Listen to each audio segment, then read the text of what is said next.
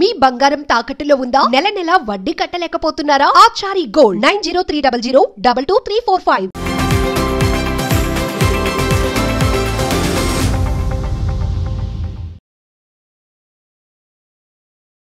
నమస్తే, welcome to our channel. నేను మీ దిలీప్. ఈరోజు మన స్టూడియోలో మనతో ఉన్నారు సినీ అనలిస్ట్ జిఆర్ మహర్షి గారు. మహర్షి గారు నమస్తే సార్. నమస్తే దిలీప్. సార్, హరిహర వీరమల్లు ట్రైలర్ మీద ఇప్పుడు వచ్చింది సార్. అసలు ఆ ట్రైలర్ చూడగానే చాలా మంది గూస్ బంప్స్ అనిపించింది. అసలు ఆ ట్రైలర్ చూడగానే అర్థమైంది అది ఒక డిఫరెంట్ టైప్ ఆఫ్ స్టోరీ అని.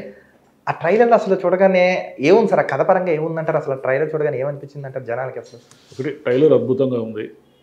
దాంట్లో ఉన్న విఎఫ్ఎక్స్ కానీ లేదా సీన్లు, డైలాగులు, ఆ సినిమా గ్యారంటీగా బాగుంటుందని పవన్ కళ్యాణ్ అభిమానులే కాదు, చాలామంది మామూలు అందరు ప్రేక్షకులు నమ్ముతున్నారు.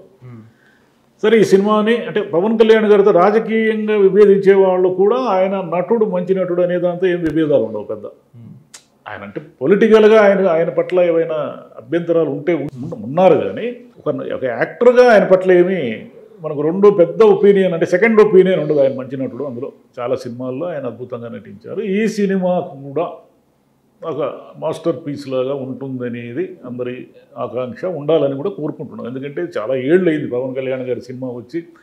ఆయన అభిమానులంతా కూడా ఎప్పుడెప్పుడు అంటూ ఉంటే ఇది ఏదో పదే పదే వాయిదా పడతా ఉంది. దానికి తోడు ఏం రత్నం గారు చాలా 5 ఏళ్ళుగా చాలా రిస్కులు తీసుకొని దాదాపుగా అంటే ఆర్థికంగా దెబ్బతిన పరిస్థితుల్లో తీశారు ఈ సినిమా. దెబ్బతిన్నారు కూడా. ఈ సినిమా బాగుండాలి, ఏం రత్నం గారికి మంచి డబ్బులు రావాలని కోరుకునే వాళ్ళు కూడా చాలామంది ఉన్నారు. కానీ ఈ సినిమా ట్రైలర్ చూసిన తర్వాత మనకేమనిపిస్తుందంటే ఇది మన కథను పెద్ద ఊహించవచ్చు. ఆ కథని అంటే ఆ ట్రైలర్ ద్వారా మనం ఈజీగా ఊహించవచ్చు. ఇదేమిటంటే మొఘలులు లేదా ముస్లిం రాజుల పాలనలు, ఆ రోజుల్లో ఉన్నటువంటి హింస, ఆ రోజుల్లో ఉన్నటువంటి విధ్వంసము, వీటిని ఎదుర్కోవడానికి హరిహర వీరమల్లు అనే ఒక వీరుడు చేసిన ఒక యుద్ధం ఆ కథ. అంటే ఇప్పుడు జనరల్గా ఏమిటంటే కొంత హిందుత్వ ఎజెండాతో ఉన్న సినిమాలకి వరల్డ్ వైడ్ ఒక పాన్ ఇండియా మార్కెట్ ఉంది. మీకు మొన్న వచ్చిన చావా తీసుకోండి, లేదా ఏదైనా దాని వెనక ఏమిటి, మన కాంతారా తీసుకోండి. అంటే ఒక హిందూ మైథాలజీ కానీ, హిందూ వీరుడు కానీ, ముఖ్యంగా ఆ రోజుల్లో ఉన్న మొఘల్ పాదుషాలు వాళ్ళకు సంబంధించిన వాళ్ళు చేసిన నిరంకుశమైన దమనకాండకు వ్యతిరేకంగా పోరాడిన శివాజీ గారి కథే కదా చావా. అంటే శివాజీ గారి కొడుకు. అలా ఈయన ఒక చరిత్రలో మరుగున పడిపోయిన హరిహర వీరమల్లు అనే ఒక వీరుడి కథగా ఈ సినిమా మనకు కనిపిస్తూ ఉంది.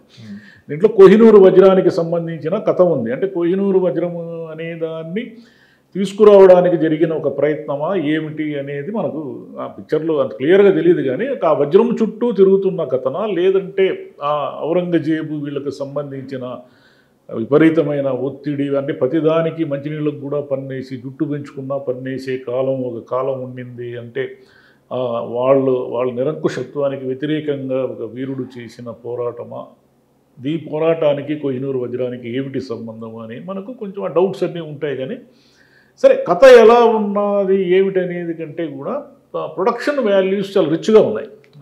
మనకు ఆ సినిమాలో ఆ ట్రైలర్లో కనిపించినటువంటి కట్స్ అన్ని చూస్తే వీళ్ళు భారీగా సెట్టింగులు వేయడమా, అంటే కొన్ని మామూలుగానే గ్రీన్ మ్యాట్ వేసి తీసిన సీన్లు ఉంటాయి. అవైనా కూడా ఖర్చుతో కూడుకున్న పనిలే కదా. ఈరోజు విఎఫ్ఎక్స్ కూడా చాలా ఖర్చుతో కూడుకున్న పని.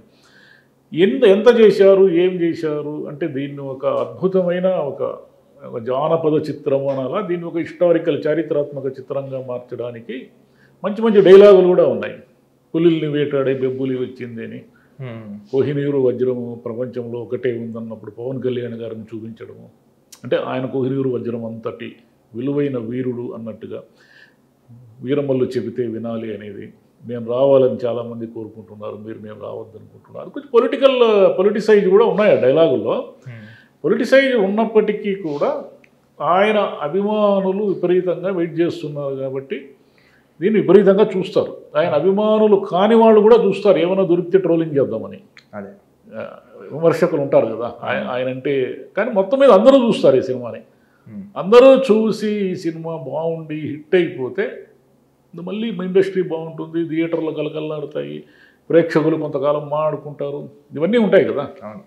అంటే పవన్ కళ్యాణ్ గారు ఏమిటంటే ఒక రకంగా ఆయన బీజేపీకి నాణ్యానికి మరో రూపంగా మారుతున్నారు. అదే మొన్న మా మురుగన్ సభలో ఆయన మాట్లాడింది, లేకపోతే మన తిరుపతిలో ఆయన ఏదో ప్రాయశ్చిత్తం చేసుకుంటాననింది, లడ్డూ మీద మాట్లాడింది, ఇలా చాలా అంశాలు తీసుకుంటే మనం ఈ మధ్యకాలంలో పవన్ కళ్యాణ్ గారి ట్రాన్స్ఫార్మేషన్ని గమనిస్తే ఆయన మెల్లిగా బీజేపీ ఎజెండాలేకి, బీజేపీ సనాతన ధర్మాన్ని ఎజెండాలేకి మారిపోయారు. దానికి సంబంధించే ఈ సినిమా ఎక్కువగా హిందుత్వ పరిరక్షణ అనే దీని బ్యాక్డ్రాప్తోనే ఉంటుంది ఈ సినిమా.